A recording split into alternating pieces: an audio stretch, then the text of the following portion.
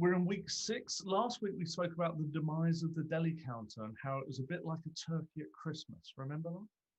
Remind me of the turkey at Christmas analogy. I was trying to say that a counter is a bit, you don't want to get rid of it. You don't want to get rid of turkeys at Christmas. No one really likes how they taste, but they are Christmas. A counter is a store. But given what Sainsbury's have done, I'd say they're stuffed. Yeah, no, pack so. All right, what are we talking about this week in week 6? Well, I know you like a good riddle at the start of these conversations we have. Get your brain matter going during lockdown. So here you are, test. Top 3 things guaranteed to annoy a buyer. Cool. Hang on a second. I'll give you the first 2, and you've got to guess the third. Right, go on. No. Top 3 things not to say to your buyer if you're an account manager if you don't want to ruin their day. 1, right. I'm having an affair with your nearest and dearest. Fair. 2, I've just run over your favourite pet, cat or dog. Now, obviously, depending on the buyer, those first 2 could be interchangeable. Fair. But what's the third one guaranteed to put your buyer into a bad mood? We've just managed to not deliver the stock that you absolutely needed for Easter, Christmas, or a big promotion. Yeah, a bump in the road. No, the number 3 guaranteed to ruin their day is we're putting through a cost price increase. Yes. They, as I said, other than you running over their favourite pet or having an affair with their nearest and dearest, it's probably the worst thing you can say to a buyer. So what about when suppliers used to say, but if you put the prices up, you'll make more money? Yeah, I think you see with a buyer, it's a couple of things. Is one, will the market, particularly the current market, take a retail price increase? Everybody watches everybody, but it's actually a lot more personal than that because you've been a buyer. I've been a buyer. You've got to sit in that trading room on a Monday morning and the boss goes through all the figures and everybody gets a bit of a beating because the figures aren't good enough. And then he or she turns to everybody and goes, right, what news have we got, guys and ladies? Yeah. And everybody else has got fantastic news like, oh, my new product just hit #1. I've just won a prize for whatever. And then Darren has to put his hand up and go, oh, I've just accepted a 10% cost price increase from Fred Blogg's grocery company. And it's going to take a hit on my bottom line of X 100,000. So the next question comes from he or she manager. How the hell are you going to get that back? Well, you've just spent a week negotiating and trying to figure out how to get what was 18% down to 9%. And now you've got to figure out how to close the gap. Yeah, normally it just ends up not even with a challenge like that. It's just like, you muppet.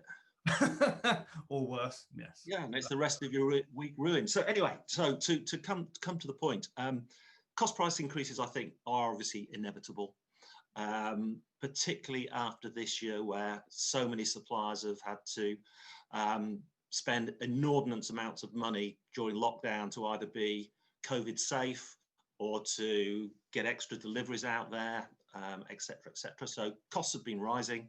And we have the big B word happening in January. Still nobody knows whether there will be a deal or not.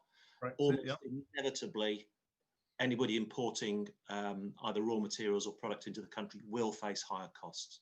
So why talk about cost price increases now? Well, Q1's coming.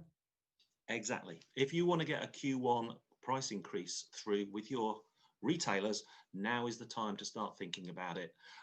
There is no set rule. There's no rules, no laws saying how much notice you must give a retailer. True. But if you want to soften the blow and not send them into orbit, 12 weeks is sort of custom and practice. Yeah, so that's fair. Okay, so, and if I'm an account manager thinking about this G-Scop thing, which I sort of understand and don't, anything there I've got to be careful of? No, because remember, and I don't know if we already said it in one of these sessions, maybe we need to have a session on it, suppliers cannot break G-Scop. They have nothing to fear whatsoever. That's true, of course. They also want to try and steer their buyer not to break G-Scop either. Yeah, I guess so. But it's the buyer and their possible reaction that could breach G-Scop as opposed to the supplier putting up their prices. And think about it this way, retailers, supermarkets put their prices up left, right and centre. I went out yesterday to get myself a chicken tikka masala microwave meal. It had gone up 20p. Where was my 12 weeks notice? Where was my negotiation with with the supermarket. They didn't even tell me. Quite rude, really. Well, interestingly, when we used to buy produce as a team, a long story short, the buyers used to come to me and say, we've got this price increase, that price increase. And I used to talk to the suppliers or the account managers, and they'd say, yeah, the crop was short this week. Okay. Next week, the crop was long. And my question was, has the crop ever been just right? No, not in 50 years. So the price always has a reason to do this. So, All right. Yeah, given that, for politeness, suppliers should be giving retailers 12 weeks notice. If you want a 1st of March or a 1st of April price increase, you need to talk to them at either 1st of December or 1st of January. Okay. So and in your experience of dropping that bombshell, how should they do it best? Well, the other reason for doing it now, as on top of the fact that, because of the perfect storm of Brexit and COVID is obviously hitting people's cost bases, now is the perfect time if you're going to get a cost price increase through, because just about every single of the major supermarkets year ends is between 31st of December and 30th of February or 28th of February. Yep. So you putting in a March or April, a cost price increase that lands in March and April, you're hitting the very few weeks of their financial year. Okay. So if they can't put the retails up, or the market dictates that retails don't move, they've got something like 49, 50 weeks to find a solution to the problem. Which they can help them with. Exactly. But, put a cost price increase through that lands on the 1st of December or the 15th of December, they could have 14 days to deal with it. It's going to send them emotionally into orbit. Yes, very true. The other benefit, they're moving into Christmas mode. They're incredibly busy just with the day-to-day logistics of running their business, and again, even more so this year. So that cost price increase email or letter that lands on their desk, they'll take notice of it, but they won't have a lot of time to really put you through the mill on it. So as long as you do it carefully and professionally, and obviously we have a whole program helping suppliers do this in a proper, comprehensive and professional way. Yep. Do it like that, and your chances of success, or your chances of success without major downsides, massively increase. That's very true. The other part I'd add to that is, obviously, in the game that we're in around training, understanding behaviors, I'm a big picture thinker. You are too.